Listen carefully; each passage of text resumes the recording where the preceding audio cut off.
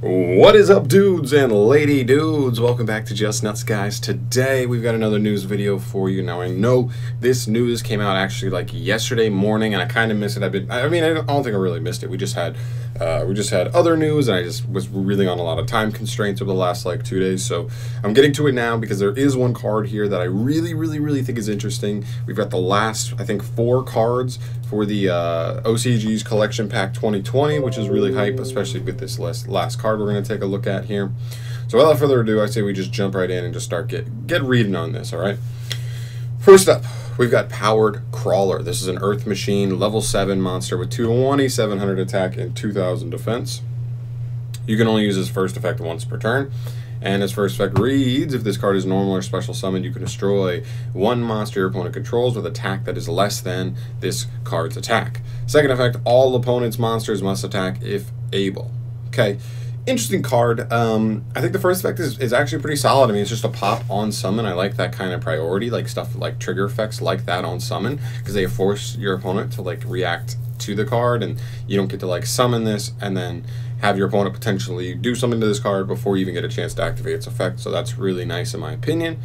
As far as how good the card is, okay, I like that the removal is non-targeting, but it is still destruction. It is still based on their card stat, their monster's stat at the time of you attempting to pop something.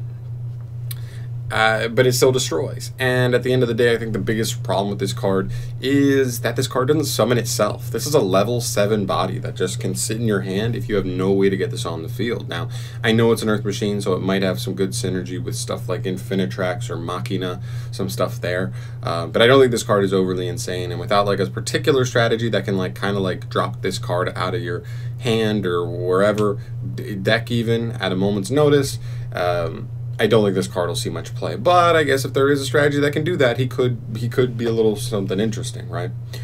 All right, moving on. We've got Intruder Alarm, Yellow Alert. This is a normal trap card that you can only activate one with its name once per turn. Not first effect. Its only effect is when an opponent's monster declares an attack. Special summon one monster from your hand, and if you do, your opponent cannot target other monsters for attacks while you control that face-up monster. Also, return that monster to the hand at the end of the battle phase. Whew.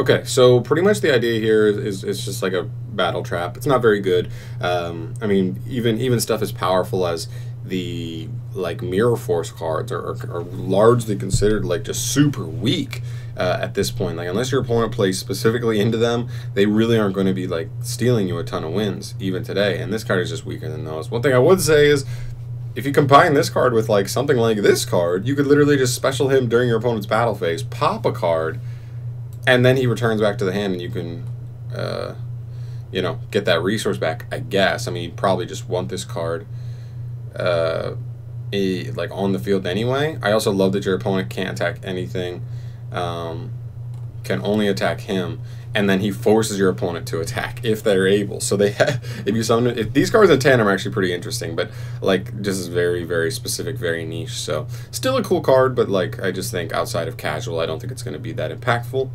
Next up, we have Armored White Bear. This is a Water Beast, level 4 monster, 1,800 attack, 1,400 defense. You can only use both of his effects once per turn each. The first effect reads, if this card is normal or special summoned and a synchro monster is on the field, you can target one field spell in your graveyard. That all is cost. Add it to your hand.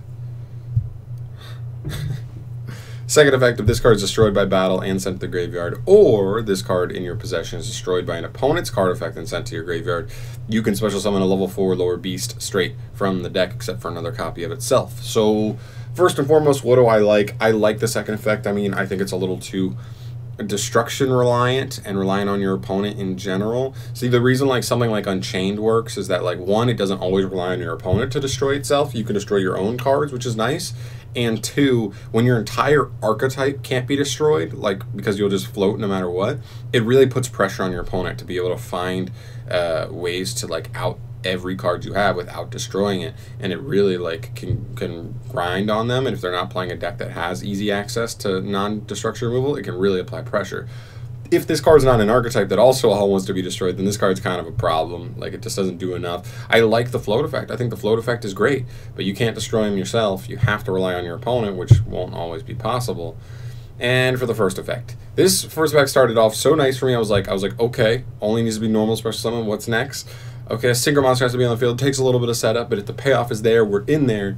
And then it gets a field spell from grave back to hand. I feel like this is so incredibly specific of an effect that, like, field spells stay on the field when you activate them. So unless a field spell was already removed by your opponent, outed by your opponent, or yourself, like, this card's already dead for that first effect.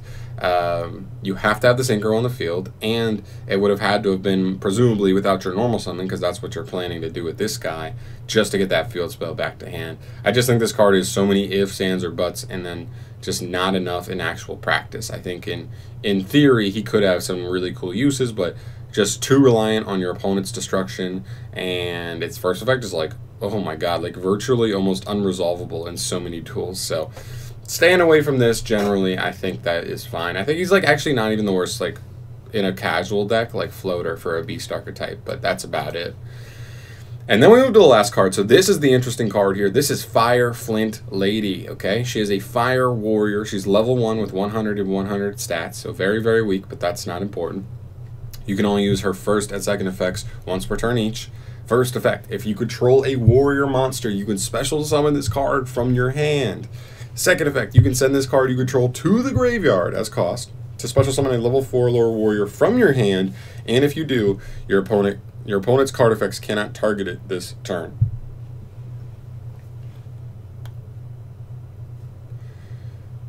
I know on reading this card you might think like, oh, okay, like I get it, it's a nice extender, it's cool. No, it's actually like pretty dang good. I mean, we still see decks, and mainly what I'm looking at here is there's two main things, and I guess those two things kind of flow together. First and foremost, she is a fire warrior, which makes her very interesting with the new upcoming Infernoble Knight archetype.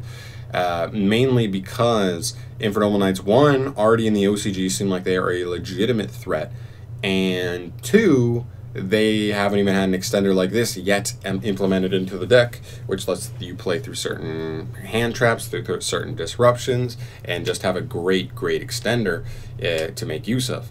The other types of decks other than Infernoble Knights is honestly just any deck that abuses ISOLDE. You could be looking at something like Goki's.